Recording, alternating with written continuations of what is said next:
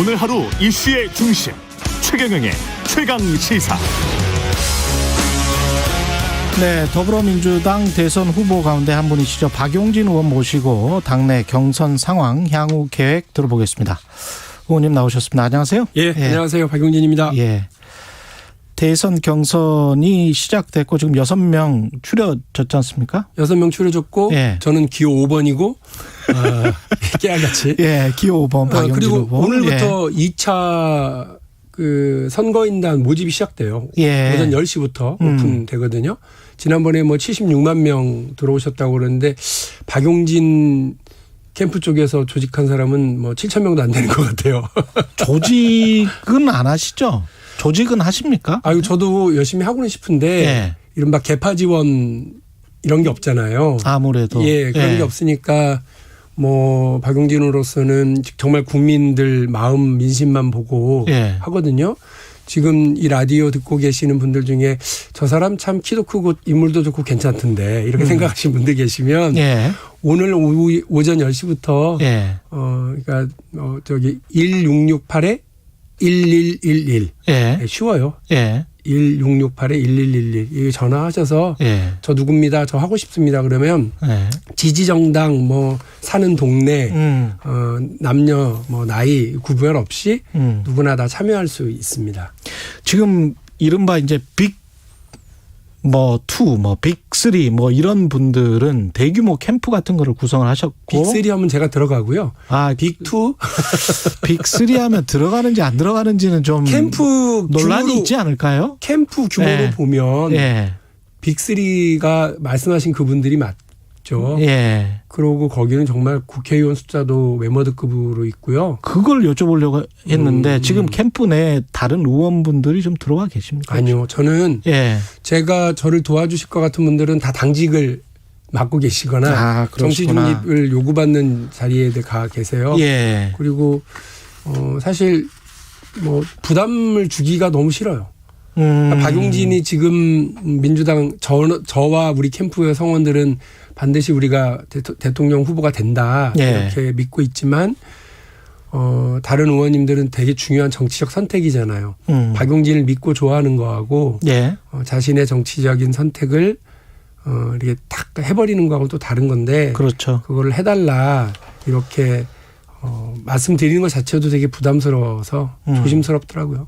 경선 일정은 지금 거의 연기되는 것 같은데 네. 결국은 뭐 10월 초냐 아니면 더 연기되는 거냐 어떻게 보십니까? 저는 뭐 그러니까 자꾸 그걸 물어보는데 저는 잘 모르겠어요. 모르겠으니까 이제 방역 당국의 지침을 같이 잘 논의해서 코로나 때문에요. 예, 코로나 때문이지 뭐 다른 게 뭐 있습니까? 그렇습니다. 예.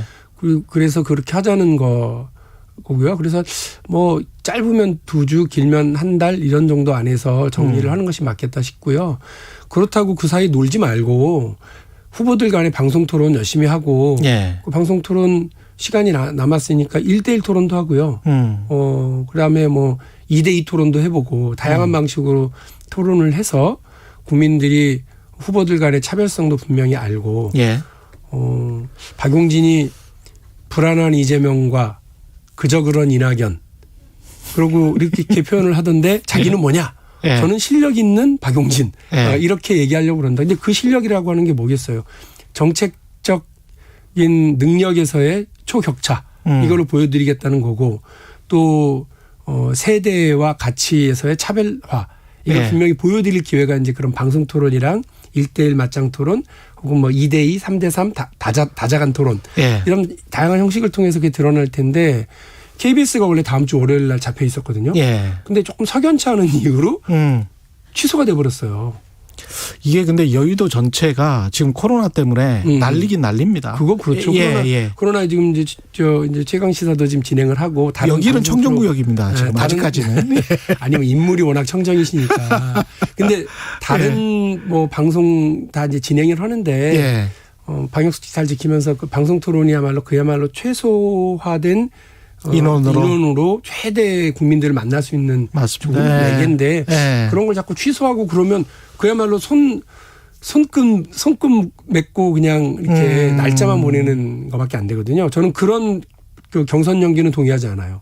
어떻게 보면 이제 TV 토론을 연기한 게 그 후보들 입장에서 봤을 때는 이낙연 후보 같은 경우는 조금 올라가고 있는 것 같은데 여기서 상승세를 잡아야 되는데 그다음에 이재명 후보 같은 경우는 지금 약간 좀 숨을 고르는 단계에서 잘 됐다 이런 생각을 할까요? 그 얄팍한 정치는 그렇게 할 거예요. 네. 얄팍하게 생각을 하면 그럴 텐데 설마 하니 대한민국 집권 여당의 대선 주자 1, 2위를 하시는 분들이 그렇게 얄팍하게 생각하지는 않으시겠죠. 예. 다만 이제 캠프의 성원들이 유불리를 따지긴 할 텐데 그러니까 말년 병장 떨어지는 낙엽 조심하듯이 하고 그 부자 몸 조심하듯이 하면 지지율 1등은 네, 반드시 국민들에게서 지탄받고 이렇게 역작용이 나와요. 그렇게 해서 어려움을 겪습니다. 그래서 저는 지지율이 오르든 떨어지든 의연하게 자기 할 일 하고 검증을 피하지 말고 토론을 피하지 말고 그래야 된다고 생각해요. 그때 나오셔서 저 동시 감세론 말씀하셨잖아요. 네, 그랬죠. 그래서 저도 약간 좀 깜짝 놀랐는데 이준석 국민의힘 당대표가 자신의 작은 정부론과 박용진 후보의 감세론이 일맥상통한다. 이렇게 이야기를 했는데 일맥상통합니까? 그거는 뭐 세계사의 그 정치 사상적 흐름이라든지 이런 것들 잘 몰라서 그러시는 건데요. 동시감세론은 이른바 그 레이건과 대처가 그 주장했었던 신자유주의 정책 있잖아요. 거기에 대한 반격으로 이른바 블레어 슈레더 공동선언으로부터 출발을 합니다. 그리고 빌 클린턴 정부로부터 출발을 하죠. 그래서 이른바 작은 정부 그리고 뭐 자유 방임 시장 경제 그리고 세계화 이 세 가지로 표현되던 신자유주의 노선을 완전히 뒤집는 방식으로 가고요. 그래서 그 법인세만 감세하고 부자들에게만 감세하던 그 정책을 뒤집어서 법인세와 소득세 동시 감세 그리고 서민들 그래서 일자리 창출과 일하는 사람들을 위한 복지 증대 이 방향으로 가게 되거든요. 그래서 뭐 레이건과 대처 시대까지 갈 것도 없고요. 최근에 이제 마크롱 정부에서도 이 동시감세 정책을 추진을 해서 효과를 이제 봤었고요. 보기 시작했고 또 영국 같은 경우는 2016년에 20% 후반대인 법인세를 19%까지 내렸고요. 그리고 2019년에 와서는 17%까지 또 내립니다. 그러면서 이제 법인세만 내리느냐 그게 아니라 소득세 구간도 조정을 하고 그러니까 바뀌어 나가는데요. 박용진이 주장하는 그 소득세 감세, 동시감세의 핵심 중에 하나인 소득세 감세는 일하는 사람들, 근로소득자와 그 자영업자, 사업소득에 대한 감세이지요. 금융자산가와 부동산 부자들에 대한 감세가 아니에요. 자산소득세는 그대로 둔다? 그렇습니다. 그래서 이자소득과 임대료 소득 있잖아요. 임대소득. 이 부분에 대해서는 오히려 저는 증세가 필요하다고 봅니다. 이자소득, 양도소득 뭐 이런 것들. 네, 그렇습니다. 그 부분에 대해서 해야 되는데 이제 이거를 뭐 그냥 박용진이 제가 제일 한심하고 답답해하고 지금도 이렇게 생각하는 건 박용진이 동시감세 전략으로 경제 성장, 기업 활력, 내수 진작 이렇게 가자라고 얘기를 했더니 그거는 우파 정책이잖아. 이 얘기만 반복하는 거예요. 그래서 제가 하도 답답하니까 그 노무현 대통령도 하셨는데 노무현 대통령 우파라고 좀 얘기하시는 거예요? 그랬더니 아무 소리 안 하고 또 이 정책을 얘기를 했더니 뭐 40년 전 레이건 대처의 신자유주의 이렇게 얘기를 하는데 왜 40년 전 얘기를 하세요? 최근 정책을 얘기를 하고 중요한 건 이 동시감세 전략을 통해 가지고 경제 성장을 끌어가겠다고 하는 것이 효과를 본다 못 본다를 가지고 수치와 통계와 이 논리를 가지고 좀 했으면 좋겠어요. 낡은 진영 논리에 갇혀서 할 필요는 없죠. 할 필요 없다. 이거는 뭐 전에도 말씀드린 것처럼 증세든 감세든 그 경제 상황과 조건에 따라서 우리 국민들이 우리 국민들의 조건을 보고 정치 지도자가 그리고 정부가 선택할 수 있는 경제정책 수단이다. 저는 그렇게 생각합니다. 세수 예산 숫자를 좀 봐야 될 것 같습니다. 그거는 이제 다른 후보들이랑 좀 토론을 해보시고요.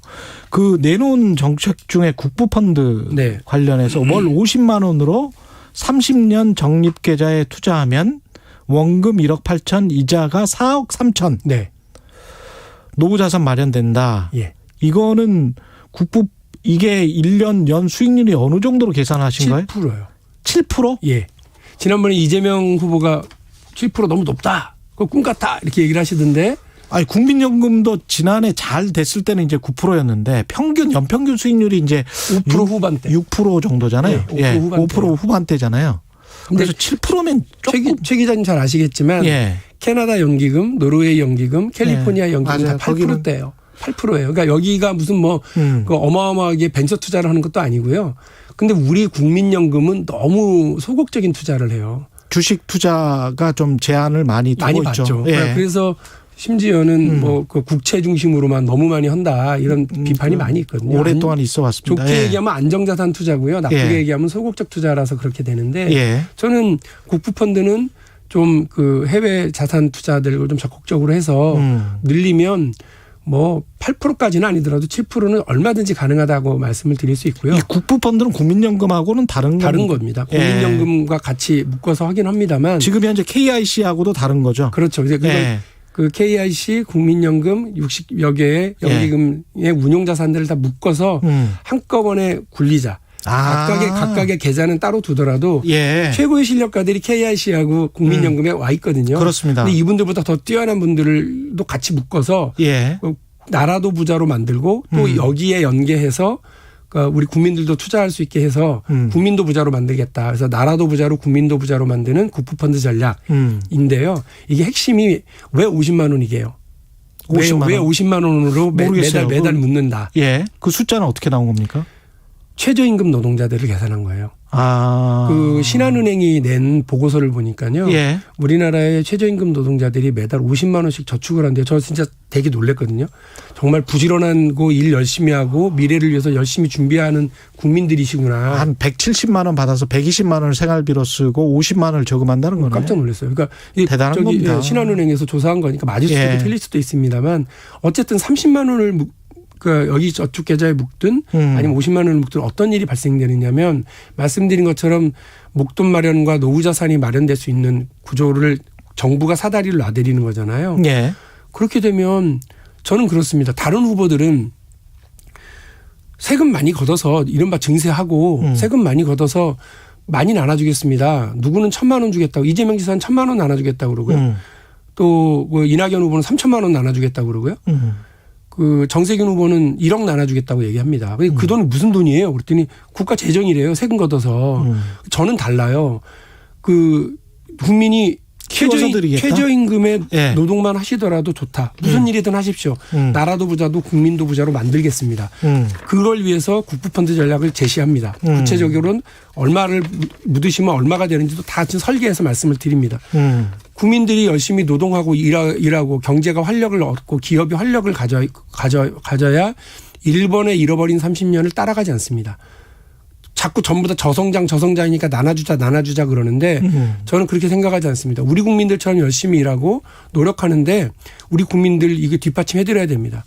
코로나 시기에 가장 큰 양극화가 자산의 양극화 아닙니까? 예. 그리고 자산 가지고 땅 가지고 있고 집 가지고 있고 금융자산 많이 가지고 있는 사람은 떼부자가 됐는데 열심히 일해서 돈 버는 월급쟁이들은 느닷없는 벼락거지가 된 거예요. 그렇죠. 예. 그러니까 이 격차를 메꾸기 위해서 두 가지 전략. 하나는 일하는 사람들의 근로소득과 사업소득을 감세하는 거. 그리고 동시에 이들이 적립하고 저축해서 부자가 될 수 있는 길을 또 열어드리는 거. 예.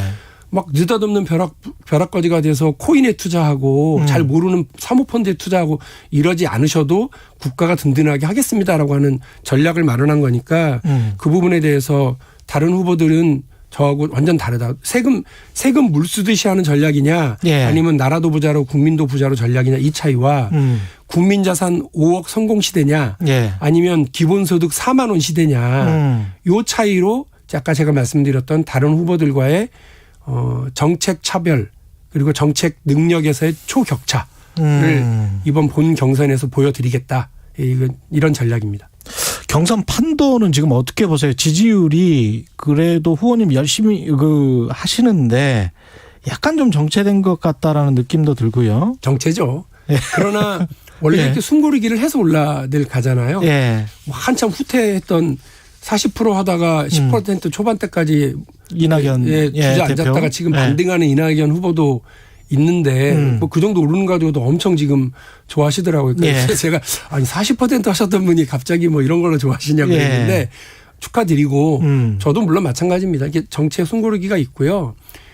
예비 경선 때 박용진의 이게 판을 흔드는 능력은 봤다. 예. 다들 그러시더라고요. 예. 판을 흔드는 능력을 보여드렸으니까 본 경선에서는 판을 뒤집는 힘을 보여드리겠습니다.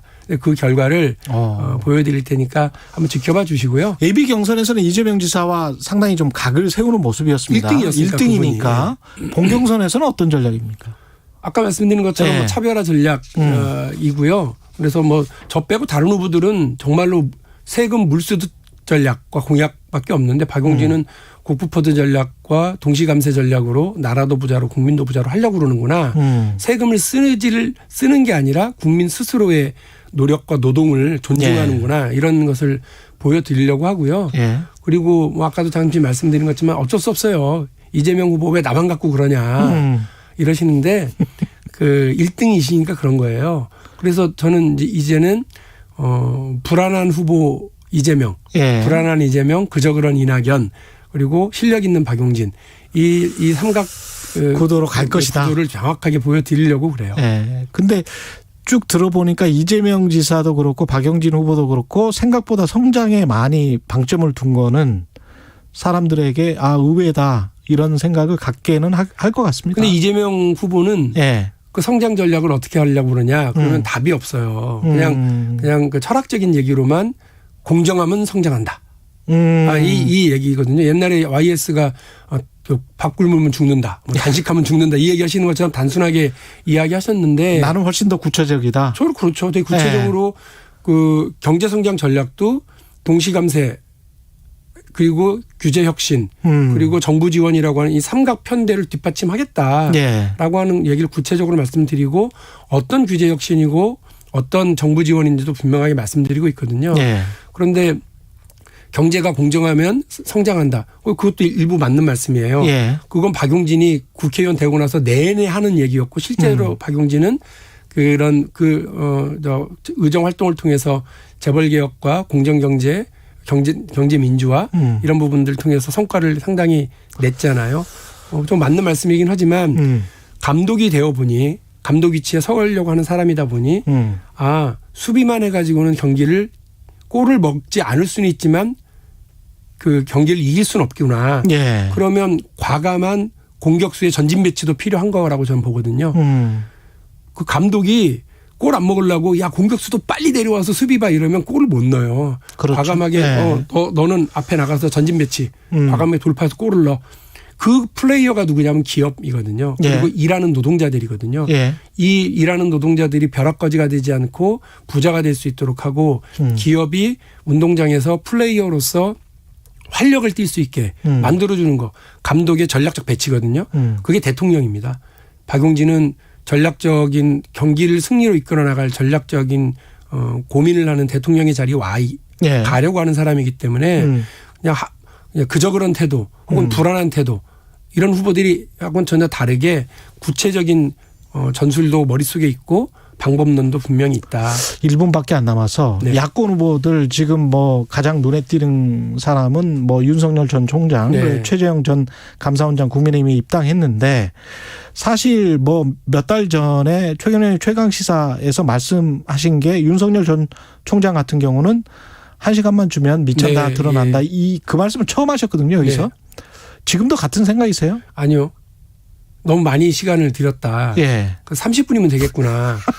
이거는 뻔히 제가 한 시간은 아니고. 그분을 예. 너무 무시하는 게 아니고요. 예. 그분이 너무 심해요. 8개월도 되지 않았는데 그분이 내놓은 정책이 뭡니까? 예. 여기저기 다니면서 탄소 중립을 탄소 중심으로 뭐 말씀하시거나 표현하거나 그리고 도대체 그 생각을 알 수 없는 한 단어, 두 단어, 뭐 한 줄 이야기로 어떻게 국민이 나라를 맡기겠습니까? 그냥 떨어지는 게 아닌 것 같아요, 지지율이. 예. 저분 별거 없구나 이런 생각인 것 같고요. 최재형 전 감사원장. 제가 정책 검증을 예. 하겠다는 얘기였었기 때문에 예. 그분과 관련해서 뭐 내놓은 정책이 없으니까 30분도 너무 많다. 내놓은 정책이 생각이에요. 없으니까. 예. 최재형 전 감사원장의 국민의힘 입당은 어떻게 보시나요? 저걸 전격 입당이라고 얘기하던데요. 예. 좀 그래요. 그러니까 17일 만에 그 정치 중립에 그 정치 중립의 그 사정기관에 있던 분이 정치 중심으로 옮겨간 사정기관이 돼버린 기관장이 됐기 때문에 예. 대한민국에 되게 안 좋은 거. 앞으로 감사원장, 검찰총장 하는 사람들은 늘 머릿속에 이 사례를 머릿속에 둘 거예요. 그리고 국민들도 그걸 봐야 돼. 서로 불신하고 못 예. 믿고 저 검찰총장이 제대로 수사했는데도 저거 정치하려고 저러는 거 아니야? 감사원장이 제대로 감사했는데 저거 저러는 거 아니야? 이러니까 정치할 생각이 없는 사람 어떻게 하겠어요? 수사 대충 하고 감사 대충 할 거예요. 그리고 정치할 생각이 있는 검찰총장과 감사원장은 어떻게 하겠어요? 어떻게든 대통령하고 날 세우고 대립할 거예요. 나라 꼴이 이게 뭡니까? 알겠습니다. 여기까지 하겠습니다. 오늘 말씀 감사하고요. 더불어민주당 박용진 의원이었습니다. 고맙습니다. 감사합니다. 예. 공정, 공익, 그리고 균형. 한 발짝 더 들어간다. 세상에 이익이